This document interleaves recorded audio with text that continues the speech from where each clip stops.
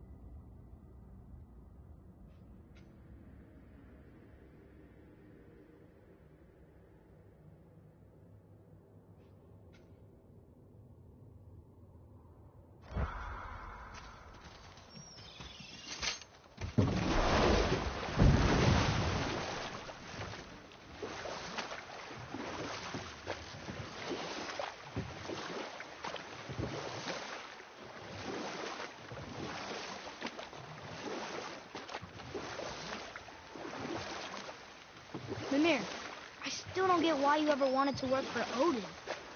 Back then, I was young enough to still be ambitious.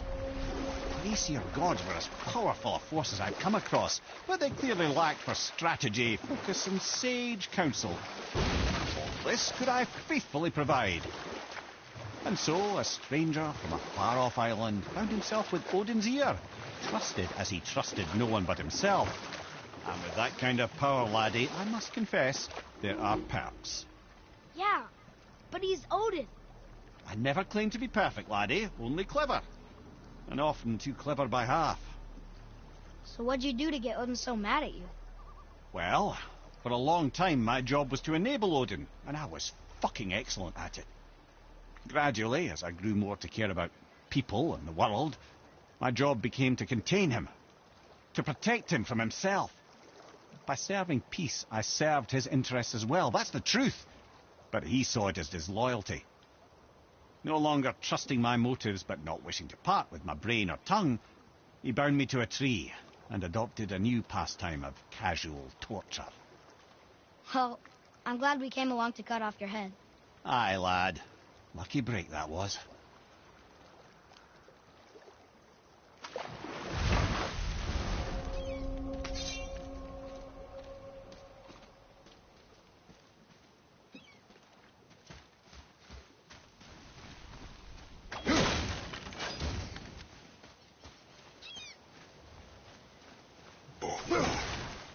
Freemont. Are you okay? No, son. My goods are underwater. My men are drowned, and yet their bodies continue to walk the beaches. Hellwalkers. They plague these lands. I was their captain. They died because of me. But these abominations sully their memories. I will find a way to free them from their tortured state. In this, I am determined. A thunderstorm scattered all 3 of my ships across the lake. I know not what I did to anger Thor, but his judgment was swift and brutal.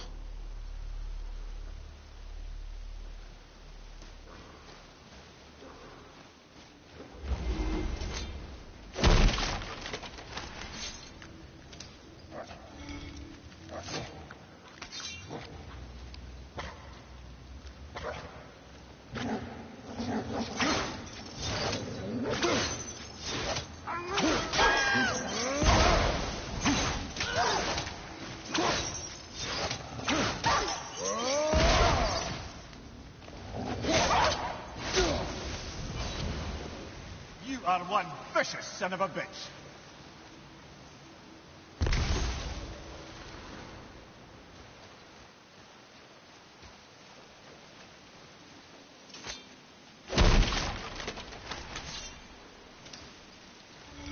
Look here. Yes, sir.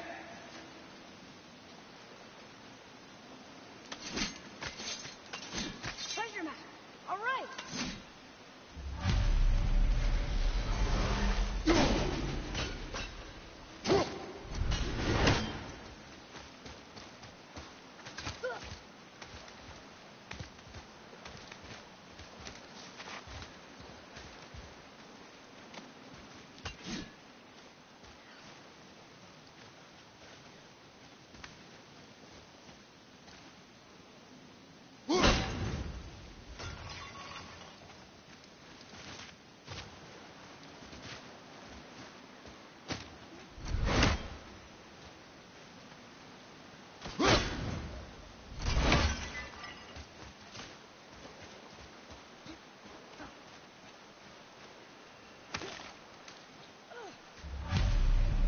These bones pulse with magic. It must be Golvi. Could we just hold on to it? Maybe we'll find the rest of them. This spirit lies to you, boy. How would you know? I have known many spirits. They are all liars. This one is different. I know it. You know very little.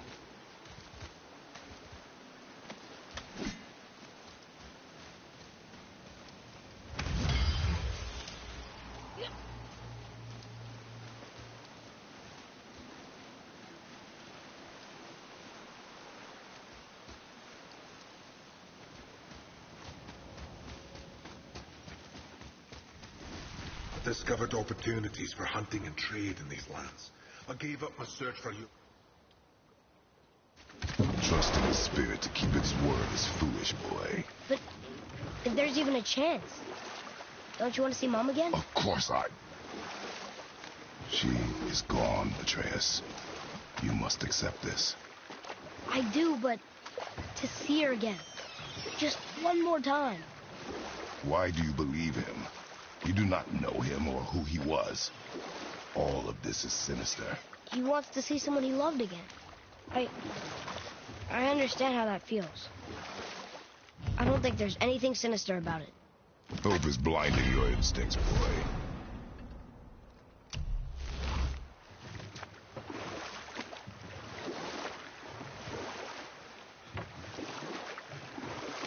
We could beach about here.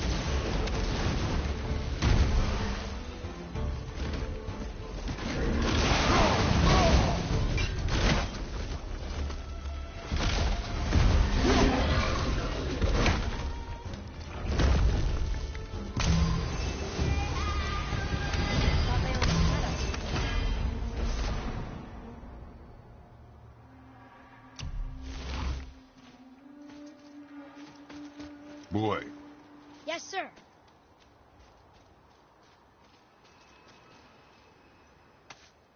Hey, it's another treasure map.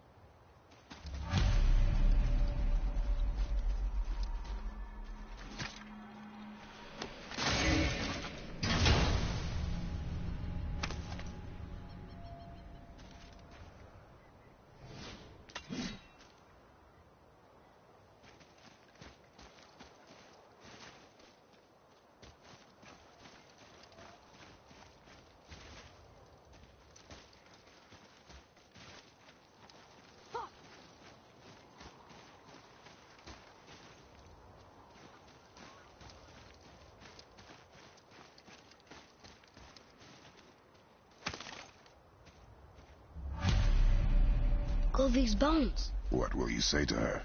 To Govig? Your mother. What have you left unsaid? I guess... I just want to know if she's okay. She is dead, boy. I know that. You don't understand. Neither do you.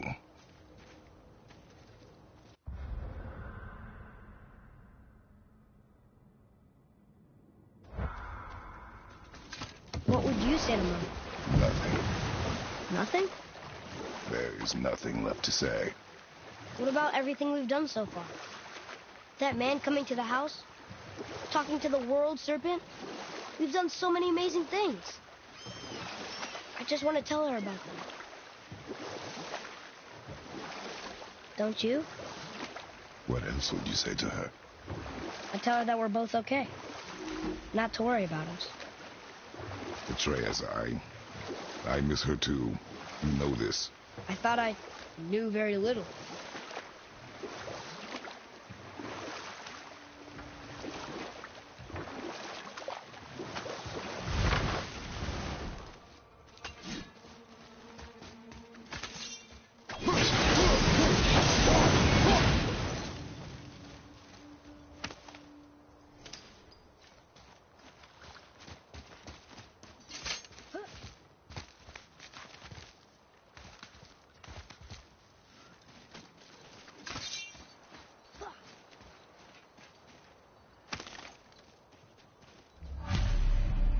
The final bone.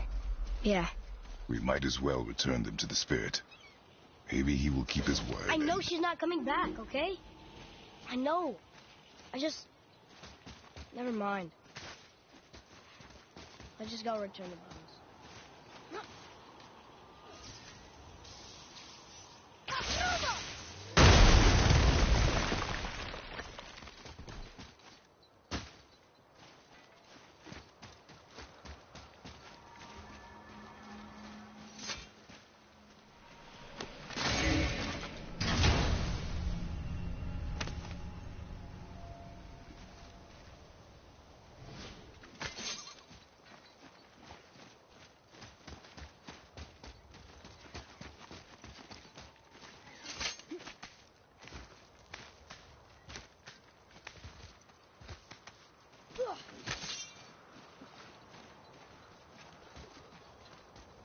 I wonder why Govig's bones are all over the place. Desecration, typically. Pieces of scattered corpse make for a piss-poor soul. No hope for Valhalla or Helheim when your arm's on one beach and your head's on another. Why not ask the spirit? I'm sure he will be forthcoming with answers.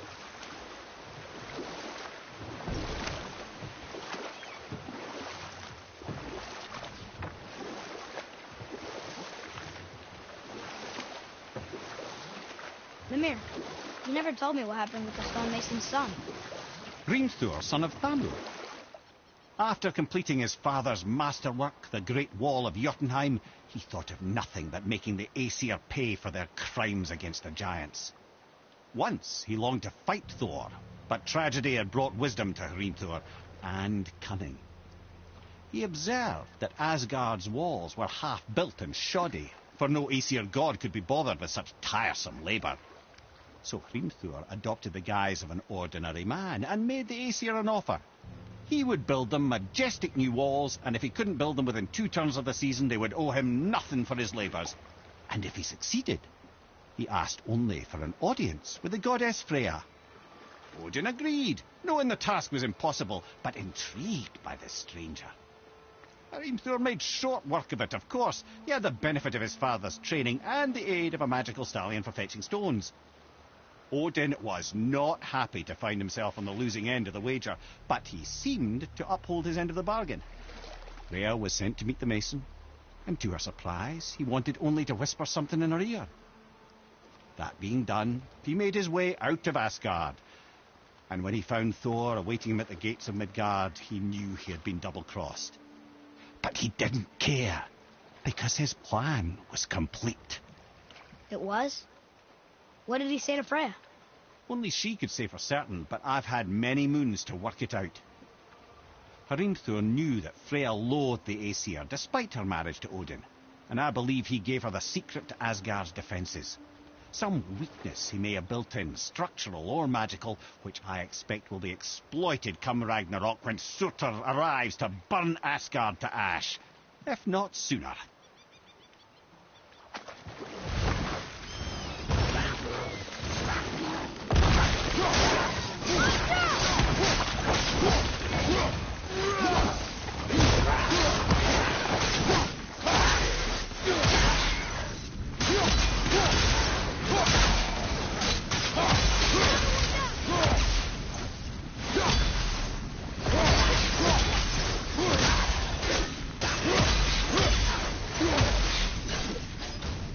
Not too hard.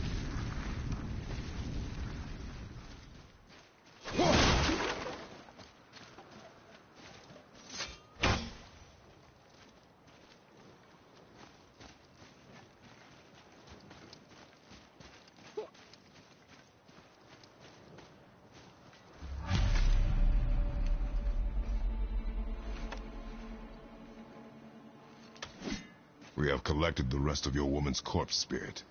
Show us this magic you have promised. Ah, my sweet Gulvik.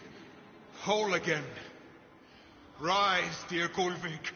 Awaken, O powerful Gulvik! Ääni puhkar biitjast. She says she'll honor our request. Eldi fagnar. And reunite us? In daughter! Okay. You were right. Not yet!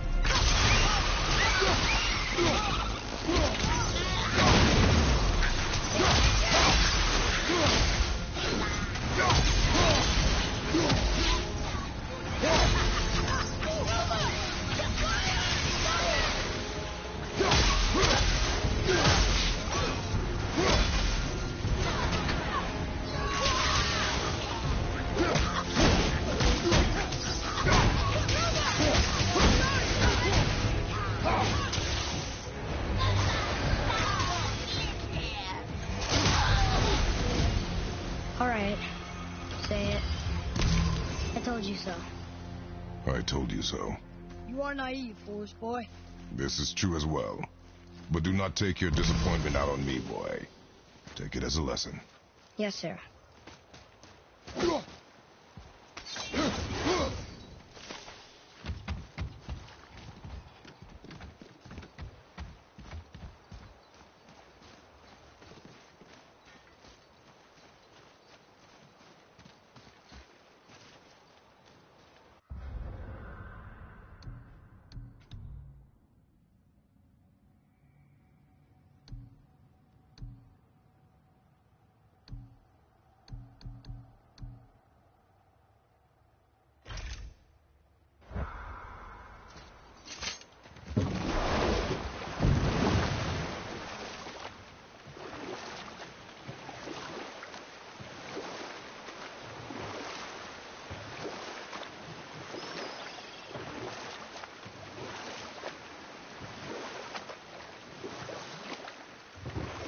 Mimir, there was a shrine about a giant lady with lots of books and visions. Ah, that would be Groa, the Knowledge Keeper. She was a gifted sorceress who gathered every tome of arcane wisdom she could find in the realms, all in the hopes of augmenting her powers of prophecy, that she might find her lost husband, Aurbandil. But It was not her husband she would glimpse in her visions, for it was Groa, seeing longer and farther than any before or since, who witnessed Ragnarok, the end and the beginning. When Odin caught word of her ultimate prophecy, he maneuvered to obtain her knowledge and hoard it for himself. Groa knew Odin as a long-time patron of her services, and so she welcomed him into her library as a friend. What she did not know is that Odin himself was behind her husband's disappearance, having used his enchantments to conceal his death at Thor's hands from her sight. Smiling, jealous Odin took her by the throat, and with his very hands he stole her library and her life for his own. I always knew Odin was bad, but that's just... Ruthless, barbaric, heartless, that's Odin.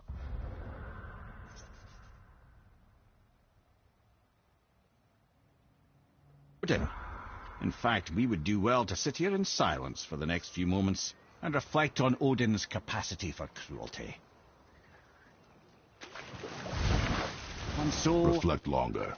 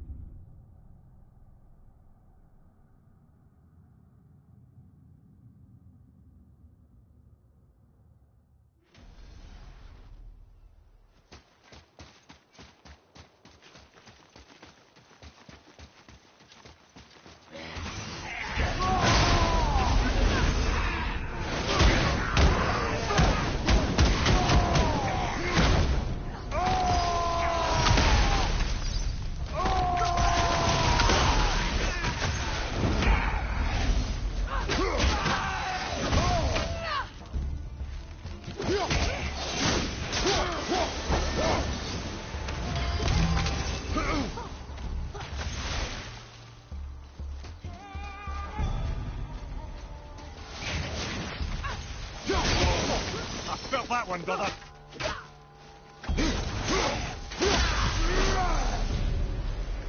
Were all those guys part of his crew? That's a tough crew. And all were his responsibility. That's a lot of responsibility. Does it frighten you? Responsibility. Oh, no. I don't think so. I mean, I think it used to, but not as much anymore. Why is that? Well, being out here, with you, makes me feel more grown up.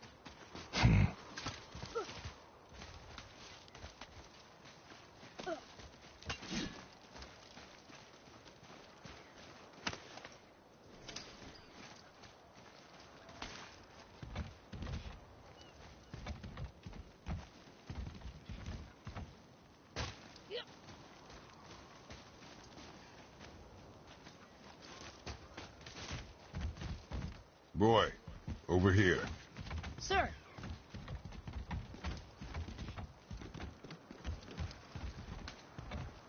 Okay. That's going in the journal.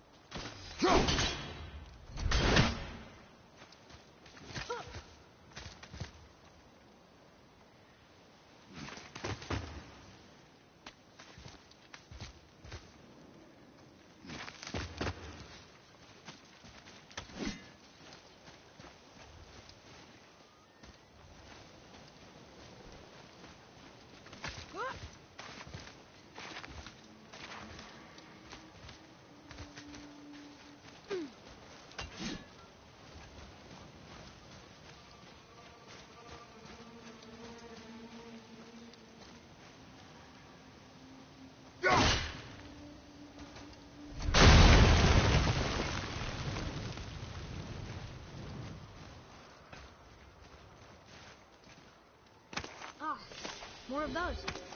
Good.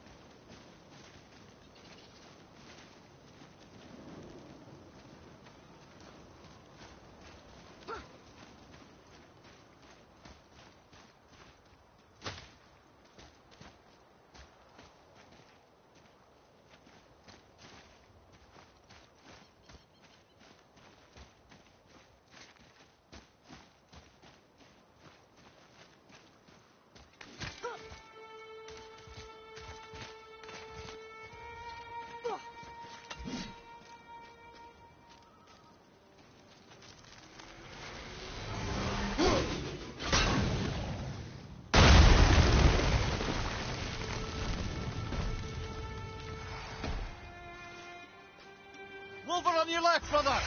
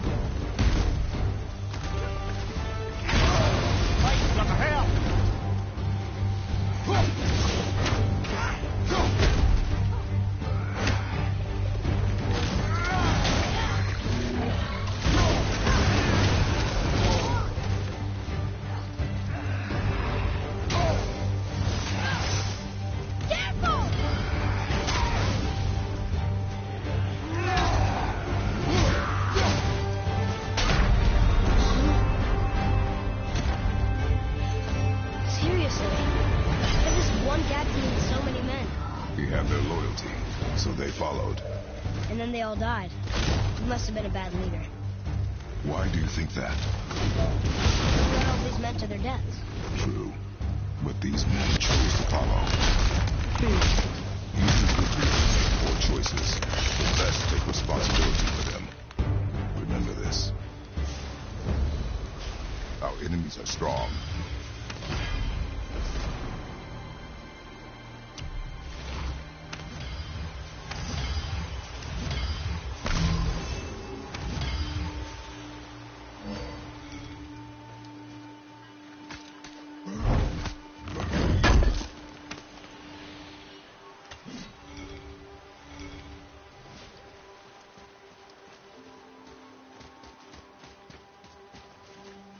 Boy. Yes, sir. Another map. Great.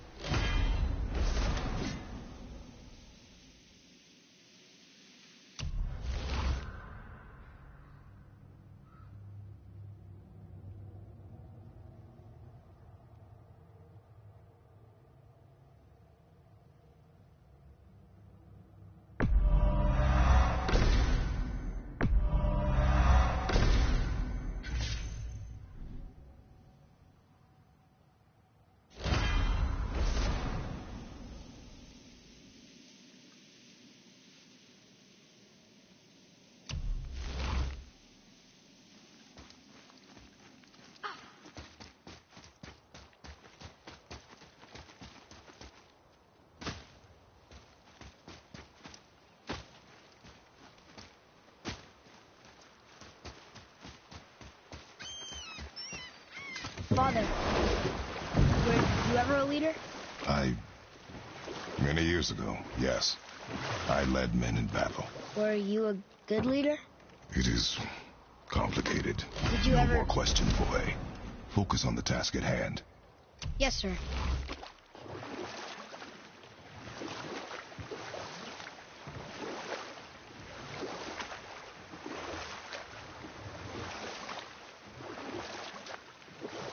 Ed, you are full of stories.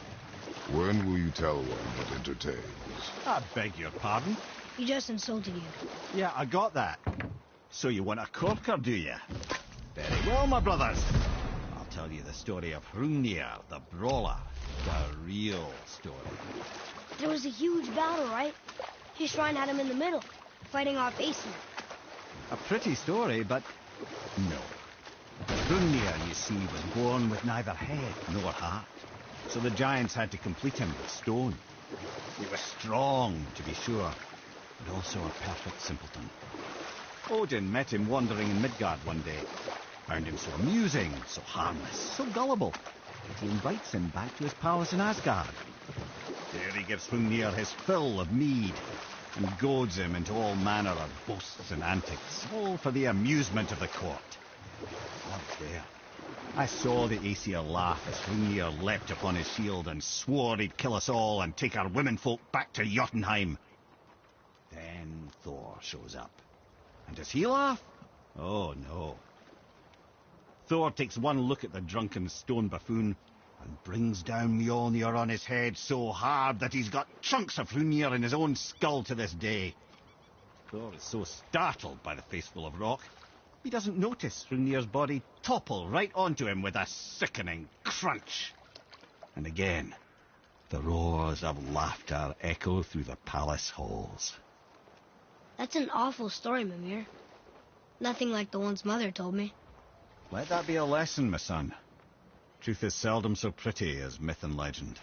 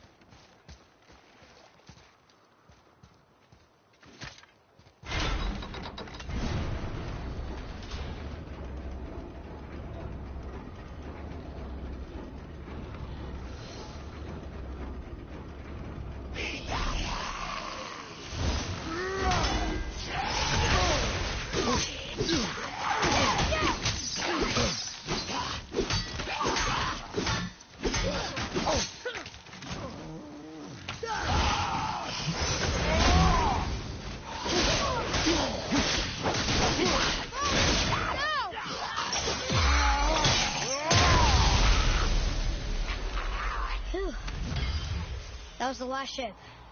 I hope the captain will be satisfied now. Unlikely. He was determined to put these men to rest himself. But he would have never been able to. That does not matter to him.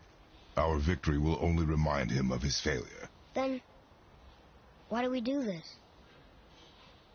Another name. Hildur! Someone who loved the Valkyries enough to do this? I wonder. Perhaps the Queen?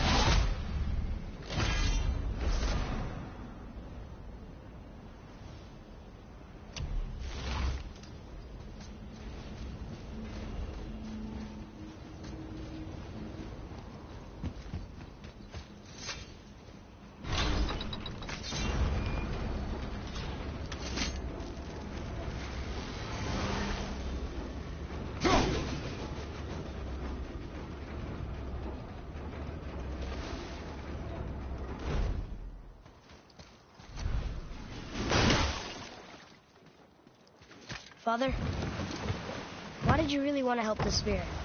You need the experience. I've had plenty of experience fighting these things. What's the real reason? This man inspired loyalty. He took responsibility for his mistakes, and he was determined to fix them. These are good lessons for you. Oh.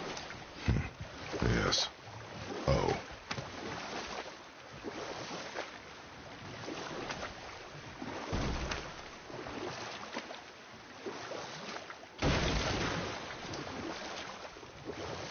Mimir, why don't you tell us the story of the giant that stole Thor's hammer? Happily, my boy. It involves your friend Freya, too, though I don't expect it's one she'd enjoy being reminded of. The giant was called Thrym, and he proved cunning enough to make off with Mjolnir while the Thunder Lummox slept. Sadly for Thrym, he didn't always think with his brain. Though he had robbed the greatest giant killer of his greatest weapon, he offered to trade it back to the Aesir in exchange for Freya as his bride. Now, at this point, Freya was married to Odin, and Odin, frankly, would have traded her for a sufficiently strong mead, but he saw an opportunity here. Thrym's palace was in Jotunheim, and only giants know the way. By agreeing to the marriage, they'd have to escort Freya back to their realm. So, Odin coerced Freya into using her Seithar magics to conceal Thor, so he could sneak along with her and infiltrate Jotunheim.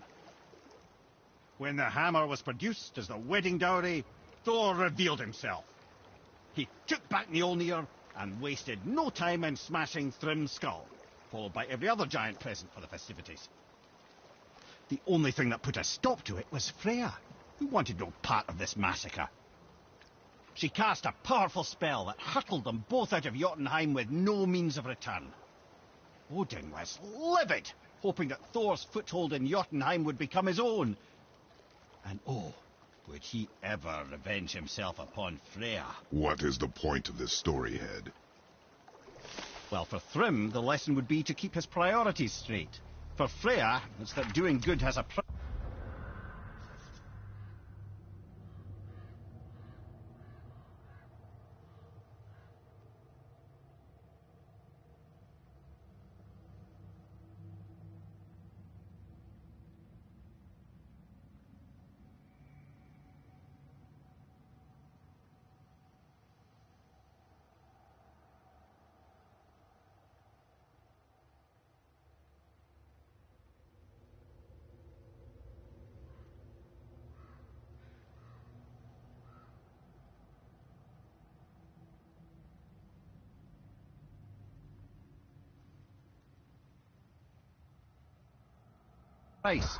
For Thor, it's that no object of power makes you what you are, and if what you are is the biggest butchering bastard in the Nine Realms, nobody can take that away from you.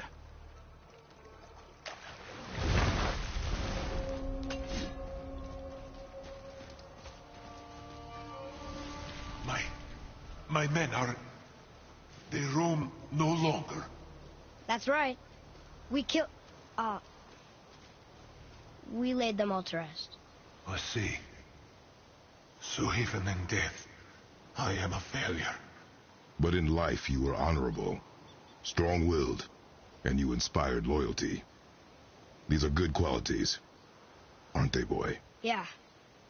I couldn't believe how many men followed you here. I thank you for your kind words. May your journey have a more pleasant end than mine. Well, you're right. You didn't seem very satisfied. I guess you never really get over losing ones you care about.